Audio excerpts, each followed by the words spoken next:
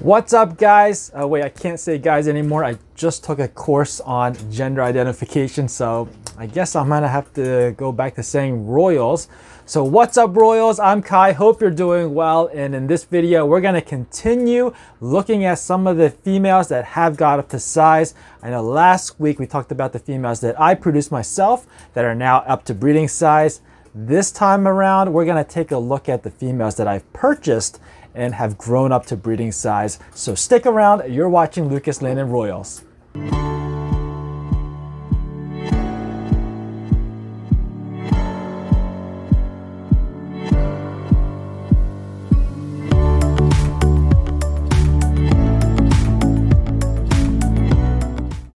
Alright, Royals, so like I said, I'm going to show you some of the females that I purchased when they were itty bitty hatchlings, and now I've grown them up to breeding size or near breeding size. In fact, some of them have gone beyond breeding size because they were breeding size last season and they had an entire year to put on additional size. So I'm hoping they would go this season. And you'll also get a sneak peek at some of the projects that I'm working on, or at least get an idea of what I'm working on. So anyway, let's go and check them out. We're going to kick it off with this beautiful Orange Dream Pied. Check this out. So I got her when she was just a baby, I think around 300 grams or so. And then when she got to, I guess, roughly about 500 grams, I ended up purchasing two more pieds, a fire pied and a yellow belly pied. So I just called them the trio for the longest time. But this girl is finally up to size, and you can see that she is gorgeous. Really, really nice orange coloring. Not a lot of has faded away. She did have, it was more of an orange side when she was a hatchling, and now you can see that it's kind of more on the yellowish side, but still she's retained a lot of that brightness. So hopefully she'll go for me. She did go off of food, and she is on the cool side right now, but I don't feel any follicles, so there's still a chance that she can go. There's a chance that she can reabsorb, so it can really go either way on all these females that I'm about to show you. So I'm going to go ahead and put her away, and I did mention the yellow belly pied, so I'm going to get that one out next. And here she is. You can see how much more orange this is. When she was a baby, it was like a very deep orange, and now you can see that it's become a very nice vibrant orange color. You get this pixelation along the edges, some jaggedness between the transition between the blacks and the orange. That's what the yellow belly does to a pied, and you can see there's a lot of that jaggedness all where the color meets the white. So this is the yellow belly. She happens to be the smallest one out of that trio. And the fire pied actually is the largest one. She just like blew up last season, the fire pied did, and actually gave me a clutch of eggs. But this one and that Orange Dream that you saw earlier, they kind of took their sweet time at getting to size. And this one happens to be the smallest one. She's a little bit more consistent at eating than the Orange Dream, but every once in a while that Orange Dream will just like start pounding food out of nowhere. But this girl eats consistently, so she's been growing consistently, whereas the Orange Dream kind of just grows in spurts. And I'm going to go ahead and put this one away, and we will check out the next girl. So let's take a look at this one before we move on to some of my clown girls. This is a cinnamon candino, and I really don't have any plans for her. The male that I wanted to breed with her, I ended up not being able to get him, or I just couldn't find one of the right size. So I really don't have any plans for her, but she is up to size. And I really do like what the cinnamon does with the candino. It kind of adds that extra layer of depth. And you can see how the yellows just intensify with the cinnamon. And then you have this lavender pinkish color in between it. She is trying to get away. So like I said, she is up to size. I don't know what to do with her. Maybe I'll put a pied to her, make some candino pieds with my albino pied. I'm not sure, but just wanted to show this off to you because she is to size. All right, let's get on to the next one. All right, so I did say we're going to move on to clowns, and this one is a het clown. She's also spot nose and yellow belly, and she's also going into shed. She's got a little bit of stuck shut on her tail and on her head. Hopefully she'll shed everything off. I make sure everything is nice and humid in her tub. Make sure to get it off this time because we definitely don't want 2 layers stuck on there. But she is definitely up to size, and I definitely didn't have a male ready for her, so that's unfortunate. I was hoping that my mahogany gravel male would be ready, but he is tiny. So I could always put another visual clown to her, any of my visual clown males, but I don't know. I was really hoping for that mahogany gravel male to be ready, but we'll see.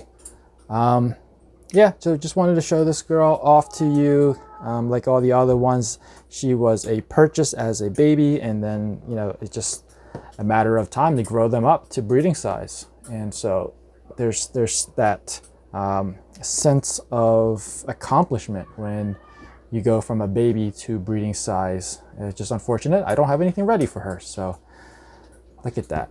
Look at that popcorn sides. So cool. Really like what the yellow belly does. And I mean, unfortunately, the yellow belly is kind of muted when it goes into clowns, but it does busy up the pattern quite a bit.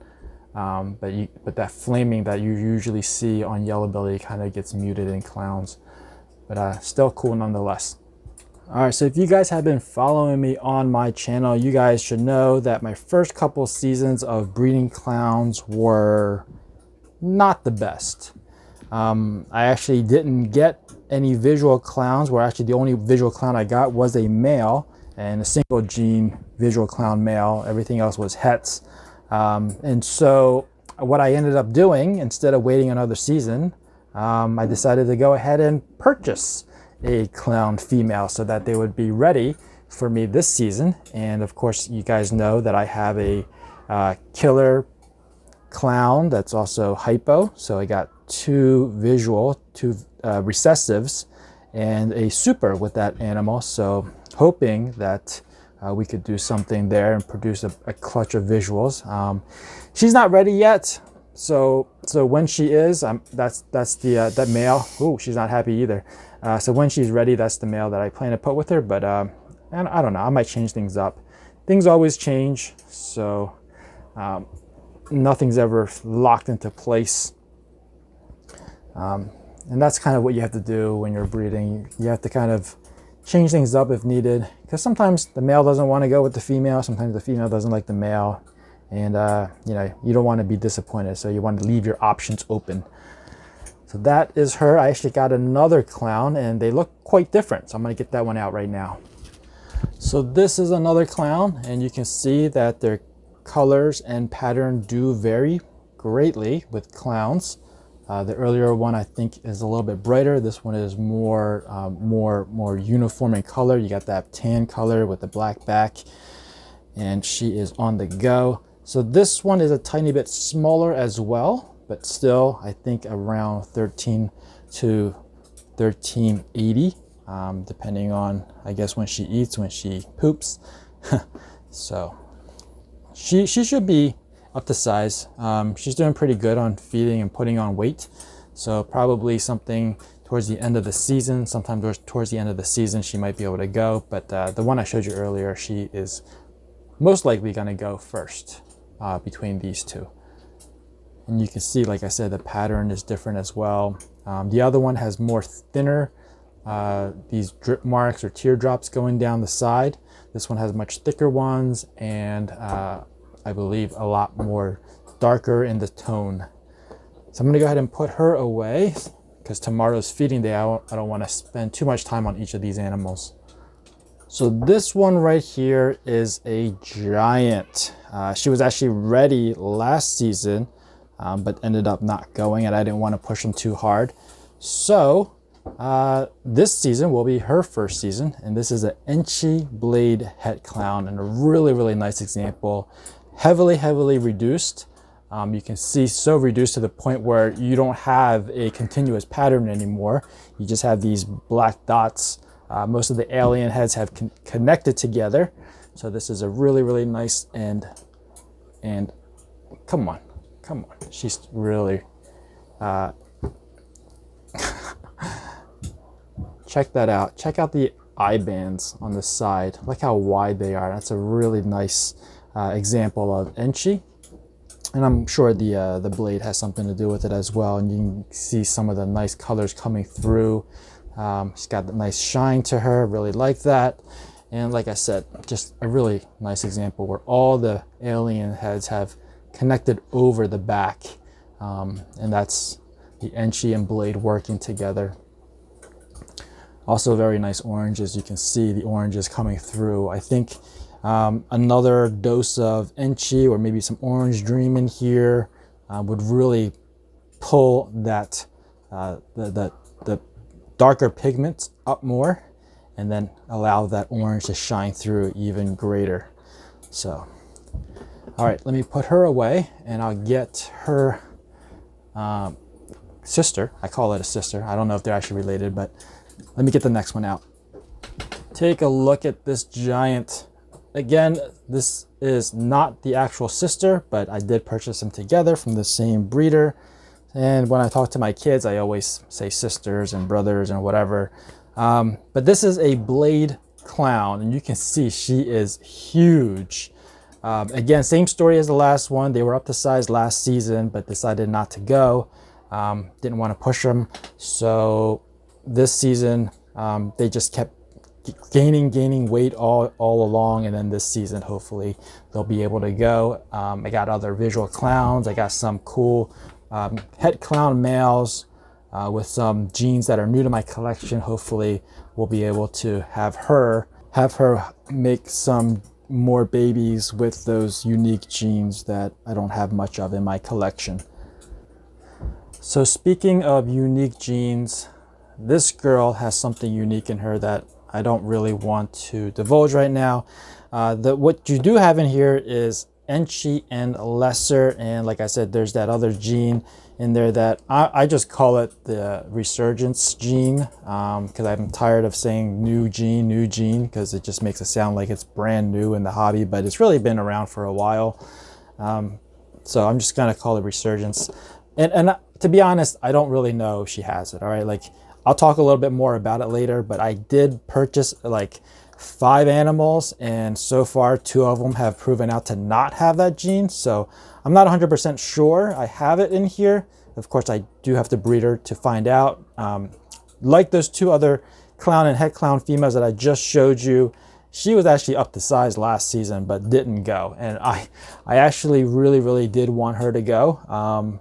And the male that I put in with her did lock just once, but I guess she just didn't develop the follicles. However, this time around, I think I actually feel like really small follicles right now, so I'm hoping that she will go, but time will tell. And I'm just hoping that I actually have that gene in here, because so far I've been disappointed, and I might give up after this season if that gene isn't in here. So root for me, guys. Root for me. Cross your fingers. And right here is another animal that has that Resurgence gene, but you can see like it's weird looking, right? I mean, this is supposed to be a Enchi orange dream with that Resurgence gene, and it doesn't look like just an Enchi orange dream. It looks like it's got something else in there. So again, I'm being hopeful, but also I don't want to set my expectations too high, because I have been disappointed twice already. But I'll show you. I'll see if I can get her to uncoil. This is why they're called ball pythons, for anybody new watching and not familiar. These are ball pythons. And look at that. I mean, there's got to be something else going on in here, because you usually don't get this I don't even know how to describe it. Like the colors in between the scales coming through so vividly. I think there's something else in here. Again, I'm just, maybe it's just wishful thinking. I don't know. You guys let me know. Do you see anything else in here besides just Enchi and Orange Dream? Does it look like she's carrying something else? Let me know down in the comments below. Wow, I haven't said that for a long time. I haven't asked anybody to comment stuff for a long time. Maybe I should do that more often. All right, so I'm gonna go ahead and put her away. And this is gonna be the last one that I purchased and grew up. And if you guys remember in the last video, there was one animal that I actually produced and she was locked. I didn't want to disturb her. So I'm gonna go ahead and make up on that and show her next. And this is that girl. This is a lesser fire specter. Initially I thought maybe lesser or yellow belly because the mom is a pastel lesser super stripe, but I'm really leaning towards specter, and I'm hoping it's specter because I'm not a huge fan of producing white snakes. I do like them. I have one in my collection, and I had an ivory at one time. I think the super fires are cool, but I don't want a whole clutch of white. You know, I want some variations. So producing one is cool, producing two is cool, but a whole clutch of white snakes just kind of is boring. Sorry to anybody who likes those blue eye leucistics or black eye leucistics. But anyway, this girl was actually on the market for the longest time. Had her priced appropriately, and I didn't get any buyers. And then one day I was like, man, she's moving into a 28 quart tub, so probably time to take her off the market. And she has been locking with one of the males that I showed you guys in one of the previous videos. I can't remember what it was, but if I find it, I will put a card up here in the corner. You guys can check that out. But yeah, hoping that she produces. The male has, I think, 7 genes. I got to prove him out. And she's got 3 genes. Again, I have to prove out whether or not she has specter or yellow belly, but that's a total of 10 genes. I could potentially hit a hatchling, but produce a hatchling with 10 genes, which will be freaking awesome. But of course, it'll be difficult to identify.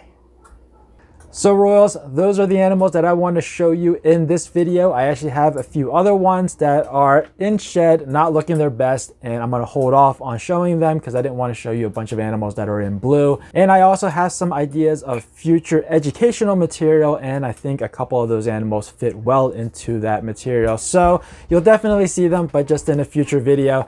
That about wraps it up for this video. I hope you enjoyed it. If you did, please give me a thumbs up. If you're new to this channel and you want to be informed of future uploads, make sure you're subscribed and ring that notification bell. As always, thanks for watching. Please share, and I'll see you guys next time.